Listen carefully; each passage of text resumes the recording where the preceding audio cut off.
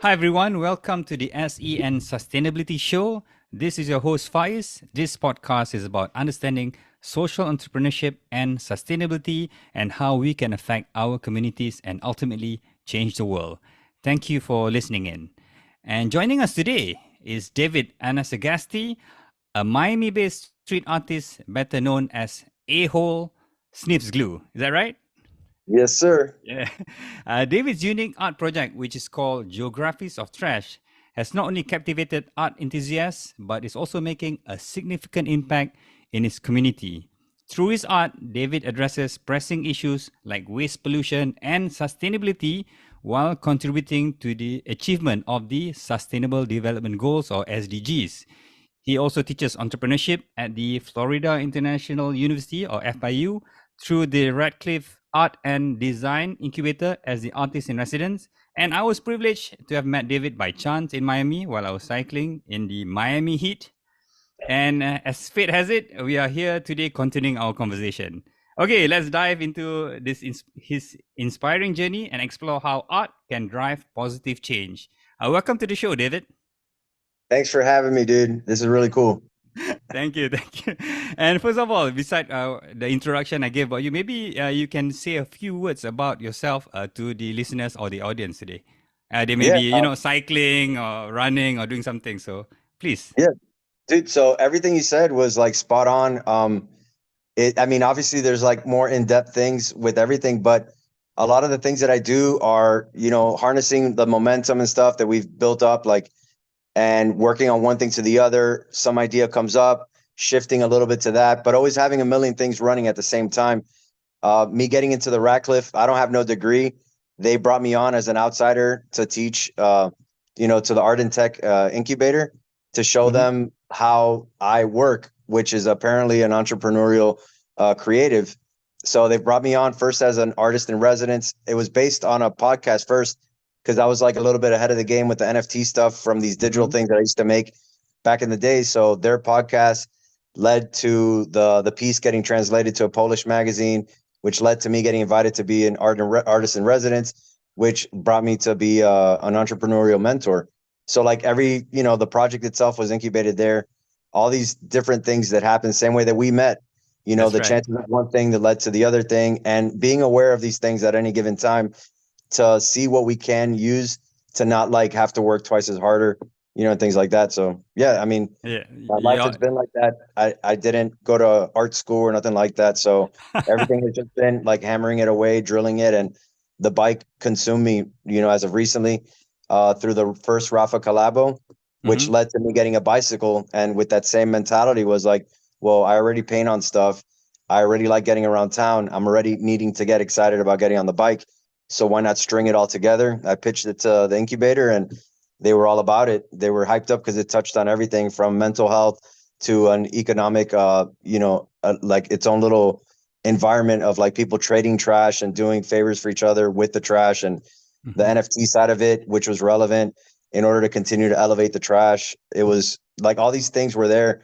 The bike infusing it in there makes people turn on the notification. So I don't know. It just turned into like a monster, dude. It's been like 2+ years that we've been at it, and it's active every single day. Yes, and it's very inspiring, and I was very excited to meet you, and definitely under definition, I study social entrepreneurship, and you are a social entrepreneur, and can you tell us more because you're talking maybe to some of the listeners that they don't know your actual project, this Geographies of Trash. How has it evolved into this powerful movement that combines art and environmental activism? Can you elaborate more on this? For sure. I mean, well, first of all, like I'm a Miami and born and raised, first Mm-hmm. generation Cuban here. So the idea of like getting up and leaving Miami or like, not making it work for me was not something that was in my mind. I've always known how to make Miami work. Mm-hmm. I've, been working nonstop and things like that. But like Geographies of Trash, like its evolution and what it started was like the fact that, Ethereum, like I'm a firm believer in it, not for Mm-hmm. the get rich quick element of it, but for more of archival purposes. As an artist, I feel that we have this want to create stuff that people are going to care about and that'll withstand the test of time. But you're also sometimes jaded, like, oh, I gotta like make art to sell it. I think that if we're able to know how to sustain ourselves and do certain things, we could continue to do projects that are from the heart. And even in this case, like, you know, coming out of my pocket to do it. So like the project was just really cool in order to get people out of the house, to show that we could activate this trash that's out on the street. If nobody gets it, at least people drive by it. And worst case scenario, the city actually comes around and picks it up. So it's just like this need to get up and, you know, put my name in things all over the place and stay relevant all the time. It led to creating this like movement, and Mm-hmm. people loved it.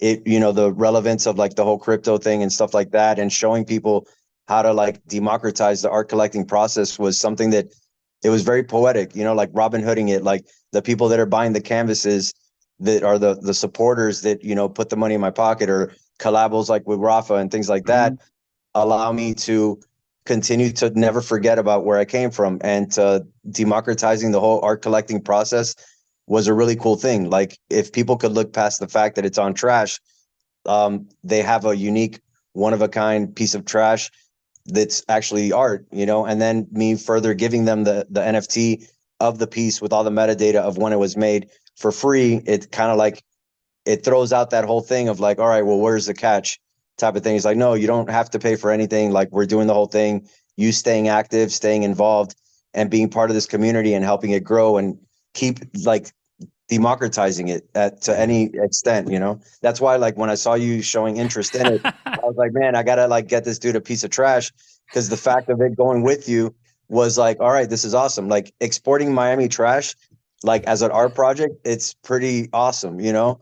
But it takes a lot of like conditioning and showing people that I'm willing to go to bat for this, you know. And that's the thing, like creating a body of work that will stand the test of time, whether it's ingraining it into Ethereum and giving the people the ownership of it and the proof.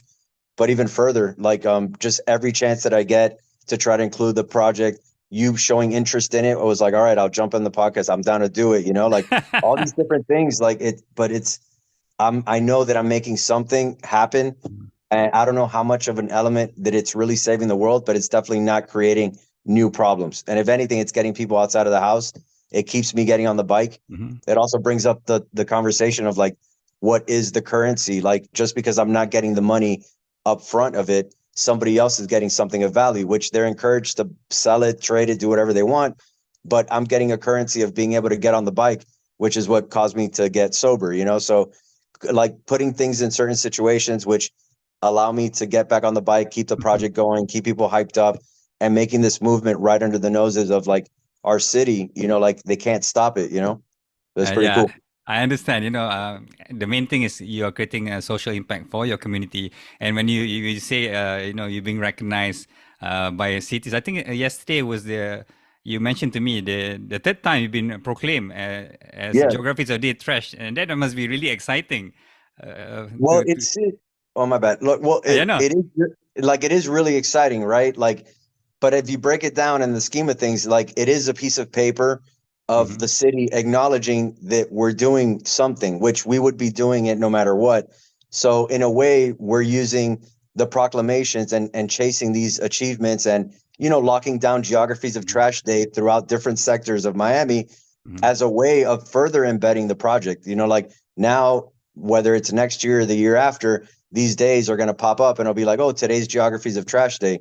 So it's just me doing my due diligence to speak up the project, show that it's legit. It helps for the mass adoption, and it avoids people thinking that it's like, oh, it's just a crazy dude running around painting on trash. It's like, no, like we're trying to show you something that's deeper than that. The community, people of like-minded heads, like Mm-hmm. it's very important, man. Like everybody's always trying to polarize people and all this stuff. The trash is universal. It's like you don't even have to speak it. It's there. You see it on the street, you know that it's trash, whether somebody tells you or not, you know. So like capitalizing on that and turning it on its head. And it's kind of like, you know, like a cool trollish project of like looking at things in different ways and enjoying it, you know? Yeah, exactly. Like when we first met, you told me, "Hey, do you have any crypto?" Yeah, I do. And then say, "Okay, I'm doing this project with Thrash, you know."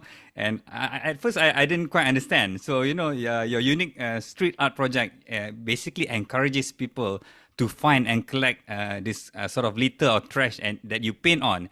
And initially, what inspired you to turn trash into art worth picking up, and how has I think you just mentioned the response from the community has been great, and uh, your art is often, how do I say, associated with Miami streets, waterways, and parks. Can you share your perspective, basically, on the litter problem in Miami and how your project addresses these issues?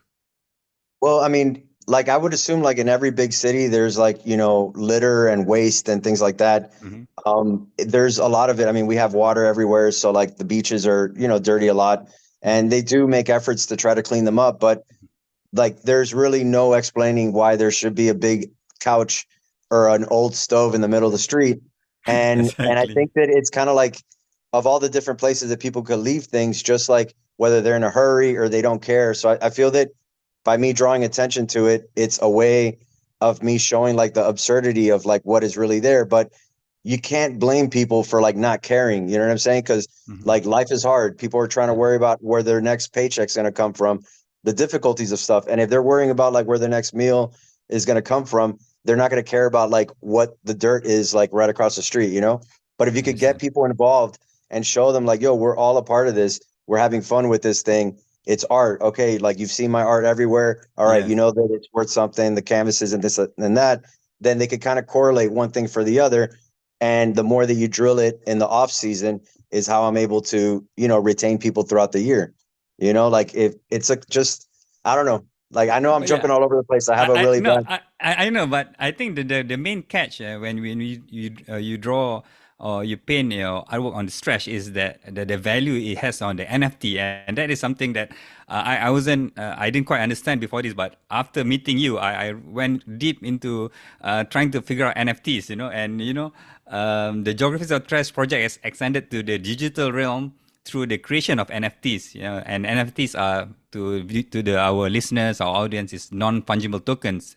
It is not like Bitcoin, where it's value per value. You can trade one Bitcoin to one Bitcoin, but one art project to the other is untradable, but it has that value. Can you explain how this aspect of your project works and its significance in the art world? Maybe you can explain better than I mentioned Yeah. just now. So like the art world from my, experience in it, it's a very gate kept thing. Like, to try to get work into a museum or into like certain collections, Mm-hmm. it's not the easiest thing. Like you have to earn it, work your way into it, or know people that are willing to collect it. I believe that having access to things that everyone is like the blockchain Mm-hmm. and being able to put artwork onto it that is verifying a solid piece of trash is a way of like giving you like a certificate. And on that, you could see like all the metadata of the piece. You could see how many pieces were painted in that area, how many pieces were painted with the medium that your particular piece was. And on top of that, it has the Instagram post of like Mm-hmm. where the initial communication was. I mean, it's more of like a social practice type of thing of showing Mm-hmm. what we can do. At no point am I trying to tell people like, yo, this is worth $1 million or anything like that. But the idea, if like I have artwork and people are aware of it and they feel let down because they can't afford it, I'm providing them an outlet to get something that's of my work, that's of my hand, it's thoroughly documented, and Mm-hmm. it's being, like it's very relevant. So it's just all these different things, man. Like when I got clean, I felt like I just wanted to keep on doing good stuff because I Mm-hmm. felt that it was a way of me staying busy and also giving back. And I really feel that this project, at the end of the day, people look past what the actual trash piece is and they realize that they're part of a bigger movement. And that bigger movement, even you talking about it, Mm-hmm. the city officials giving us proclamations and things like that, those like little cosigns that come along with it are what make people feel that they purchased this piece, but not really with money. They I see. stopped what they were doing. They engaged with the actual post. They went to go get it. They maybe didn't get it. They met somebody else there and all these things. And for me, that's awesome. It's like, it's the coolest art pieces. It's the coolest art project I Yeah. feel that I've done. Yeah. And it's been done with like a cool community of people that are like-minded. Everybody's pitching in for the same cause. And when you say when we're talking about these NFTs, and if an artist out there who's listening, he wants to replicate this project, is it trade secret, or how do you, because you were so quick and that night itself you told me, oh, Faiz, this is your NFT.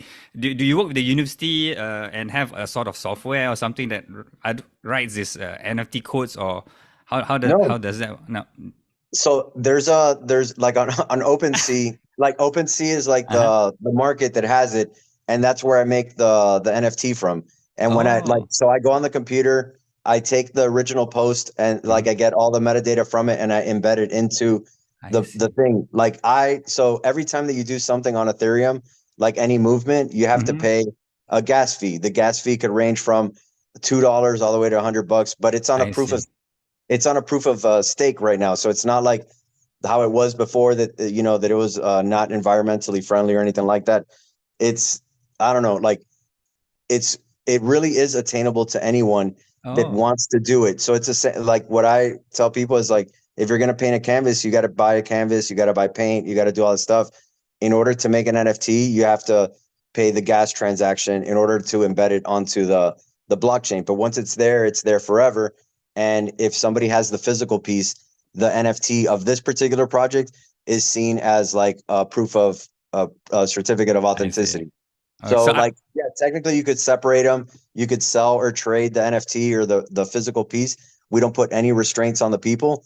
But mhm. ideally, if you are looking at it in the big picture of how I'm trying to paint it out for people, you might not want to let go of the NFT to prove that your piece of trash is legit, you know? All right. So okay, now that I get it, I put the trash in a Ziploc bag to preserve it, and I've got my NFT. So if some maybe in years to come, it has some value, but definitely I'm gonna keep it anyway. So that's the interesting part of the project. So to the listeners out there, whoever wants to sort of replicate this model can also do and go to OpenSea and write down their own NFTs and give away their art projects for free, like you, right? Yeah, Yeah. I feel that the free element of it is a welcoming because I mean you saw even the conversation how it led off like, oh, are you into crypto? It sounded very scammy. You know what I'm saying? Yeah. So like, but the thing is that like if you're aware of what I do and you're like, for instance, like you were there, you saw me at the Rafa store Yeah. and out, and they were telling you about it. So it can't get more legit than that. You know what I'm saying? So Yeah. like I wasn't gonna be trying to scam you or anything like that. I So understand. it's a difficult conversation to have a lot of times because I refer to it kind of like as a trash lasagna, where Hmm. like technically you can be happy just finding the art piece, but I feel that if you're actually wanting to be a part of the project, then you would get your first wallet and you would allow me to send you the piece. And I feel that I've had opportunities to have different sponsors that would want to slap their logos on the Hmm. project, but I felt it's very important, like for me to self-fund it and to let people know that are actually buying my work to be like, you know what, this is the type of stuff that your support goes, like, and I think that they could both coexist. It's not like that the people that buy canvases are like, oh no, this is like it's watering down or whatever. But I don't know, like I, it's kind of cool. it's definitely really cool. And you mentioned just now something about being clean, and also that cycling played a significant role in your personal transformation. And how has this newfound passion for cycling, because I'm a cyclist too, has influenced your creative process and perspective on life? How does it, is it related? Maybe you can share some of your Yeah, dude. thoughts. So I mean, I've been on drugs and alcohol since like high school, and Okay. I mean, I'm 43 years old, so it was one of those things that like I was always like a functioning addict. Like I lost my parents, Hmm. like my mom early on. My dad, he passed away recently, but he was never So really sorry. there. It was Yeah, but I mean it's one of them things, you know what I'm saying? That like you know that you have to make it to work in order to keep on partying. You know what I'm saying? So Mhm. I was a very functional addict. I was still a good person. It was just a matter of that like I didn't care about myself enough. But it took, the collaboration with Rafa where like I didn't want to start selling jerseys to my fan base if I wasn't really believing it. So it was a very casual conversation like, yo, like I want to get a bicycle. And they're like, all right, we'll help you get a bike. They got me on a bike and, pandemic time and everything like that happening.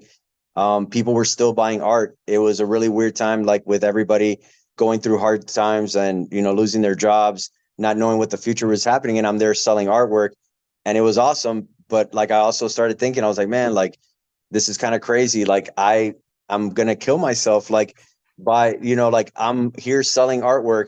I have access to party because I had like different, like I had different And people that were sending me like booze and things like that. And I so I just understand. got in my head, dude, like little by little, I X'd out the like no sponsor, no rehab, no nothing. I didn't even tell people that I was doing it. And Oh, that's I stopped. I stopped the liquor, then I stopped the beer, the cigarettes, the coke, the pills, all that stuff, man. And the bicycle is the closest thing that allowed me to get into my brain. Every time that I went and rode the bike, it gave me like this meditative, like peace type of feeling where it lasted. When I was done, it lasted for like a couple hours, but then you kind of like you weren't ready for it, like for me. I So see. I just really got addicted to it, and then I had to just figure out ways to continue to get myself on the bike, which is what led Mhm. to the painting the stuff, like and I realizing see. that when I'm dressed up in the bike gear, it's you're extra incognito, so Yeah, definitely. So, do you ride every day now? I To try to ride every single day. I okay. rode today. Yeah. I try to do between 10 to 50 miles a day. Not every single day do I paint trash. I try to be very selective when I paint Hmm. the stuff, so that way I'm not saturating it, and just, I want unique pieces to be available in the collection. But the bicycle is important. I've gotten better, like with learning how to not be so dependent on the bike. I see. In a way, like, because I had gotten a bulge disc on my neck, like while I was riding. So like, it was a really crazy thing to have like the bike taken away suddenly, like for like a month or two. But Oh. then I got really into the whole rehabilitation part, and also realizing you can't rush it, and something that's really good could be taken away. So you True. respect everything and respect our time here and make the most of it. Yes, definitely. So yeah, we do encourage our listeners out there. If you need to take care of your health, your fitness, and a bike or cycling, running, swimming, anything, it will definitely be a good way to take care of yourself. And next question. So your Geographies of Trash project seems to, because I'm with Catalyst 2030 and we're about accelerating the achievement of the SDGs. And your project seems to align with several sustainable development goals. If you don't know it, Goal 11, which is sustainable cities and communities, and Goal 12, which is responsible consumption and production. So, looking ahead, what are your aspirations for your project, the Geographies of Trash, in terms of contributing to the not only the local communities but to the broader global efforts to achieve these SDGs? Maybe you can share some of your, what are your aspirations with the audience or the listeners, your personal Definitely. aspirations. I mean, I feel that like that right now, just riding bike and painting on the trash is so easy to me already. Mm-hmm. Like, and I feel that it's awesome that people are getting excited about it. But doing these things like podcasts or talking about the project through FIU, doing lectures and things like that, where people are able to take it apart and they're like seeing all the different levels of it. I think that's been the most rewarding thing, and how people are learning that, like, what, like anyone can really do something. And when I talk to like, hire people that, as far as like they're influential, that can make things happen. I Mm-hmm. mean, it's just a basic conversation where I let people know, like I'm not the crucial element of it. Like, people, if you need people to activate and you keep them engaged, and you are not necessarily like a reward system, but you give them reason to have to engage and to care about their neighborhoods, then you're getting them involved, and they're getting something back in a way. Like, people have to care about their surroundings, but you have to make them care about it. And usually it comes up with, bigger issues that are at hand. Like, I mean, it's getting harder and harder to live out here in Miami. So like, Okay. it's just, you have to make things fun. You have to make things matter. And you have to be respectful of people's time too, like telling somebody that the world's going to fall apart, in the future, like, and they can't worry about what's happening right now. It's very difficult for them to think of that far ahead. But I just want to keep on like spreading the word of like what's possible. And Mm-hmm. also, like, when people see my art, for them to be like, man, you know what, like, this art is just like, it's not what you just see. It stands for a lot of other stuff. And I don't know, I just want to take advantage of every moment that I have to do cool stuff, man. Yes, because you are gaining a lot of traction and a lot of publicity, and there's just a fantastic momentum that you should use to your advantage. And your art not only beautifies public spaces but also carries a message about environmental consciousness. And what do you hope people, especially, okay, for me, I got all excited and happy, but what do you hope people take away from encountering your art in unexpected places? What do you hope? I mean, I hope that people, it brings up a conversation of like, Mm-hmm. oh, I've seen that before. Where have I seen it before? Oh, like, that's this person. Oh, I heard he does this and that. Like, like getting people's attention is one thing. It's Mm-hmm. what you do with the attention after. And I feel that what we're like how we carry ourselves is important, the stuff that we Sure. stand for. And I mean, I don't know. I like the idea of impacting a big group of people, not Mhm. separating people. And like, I like that whole, not being tied to any specific political stuff or anything like that. And just showing that like you can be a decent human being and you can inspire people, even if it is to go out and get on a bicycle or do something. Like a lot of times, like I'm in no position to give people any health advice or anything like that. But before somebody considers, getting dosed up or going to a bar, if Mhm. they could consider jumping on a bicycle and sweating it out and getting at one with that moment and figuring it out on their own, like that's pretty cool. I mean, if anything, they could figure out how to ride the bus to a therapist or the bike to a therapist, you know what I'm saying? But I don't know, like Well, it's a lot of pressure to feel that like what one person has been able to do and I'll take it. But I mhm. feel that we all have that within us. Even if we can't spearhead something and do it on our own, then we could align and help our community out. And that's beyond any elected official. That's beyond anything that's out there. Like helping out your neighbor and looking out for people the same way you want to be looked out for and pushing No, that through creativity.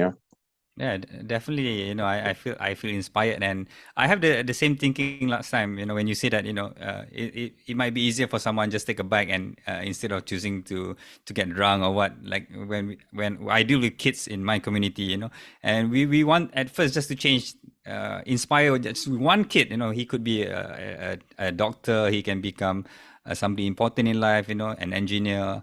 But why stop at one? Then 10,000. Why start at 10,000, 100,000? So it's the same thing. I think you're getting that movement. If you can change that one person, why stop at one? And you may affect a lot more than you know.